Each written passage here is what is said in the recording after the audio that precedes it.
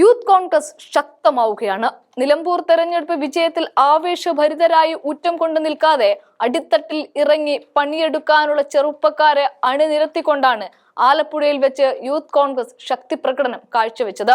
നിലമ്പൂരിന്റെ വിജയത്തിന് കാരണം ഈ യുവനിര മുന്നിൽ നിന്ന് നയിച്ചത് കൂടിയാണ് എന്ന് നമുക്ക് നിഷ്പ്രയാസം പറയാം. ഇനി വരാനിരിക്കുന്ന തദ്ദേശ തെരഞ്ഞെടുപ്പിലടക്കം യൂത്ത് നിര വളരെ പ്രധാനപ്പെട്ടതാണ്.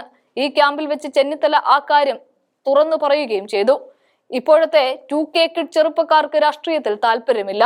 അതിനവർക്ക് രാഷ്ട്രീയം എന്താണ് എന്ന ധാരണ കൂടിയില്ല. പകരം പലരും വിദേശത്തേക്ക് പറക്കുകയാണ്. അതുകൊണ്ടൊക്കെ തന്നെ ഇനി അങ്ങോട്ട് യൂത്ത് കോൺഗ്രസ് സുസജ്ജരായി കേരളത്തിന്റെ മണ്ണിൽ ഉണ്ടാവണമെന്നതിലായിരുന്നു ചെന്നിത്തലയുടെ പറഞ്ഞുവെക്കൽ.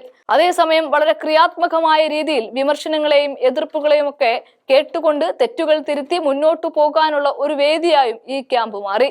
ഇവിടങ്ങളിലെല്ലാം തന്നെ ശക്തി തെളിയിക്കുന്ന യൂത്ത് കോൺഗ്രസിനെയാണ് കാണാൻ സാധിക്കുന്നത്.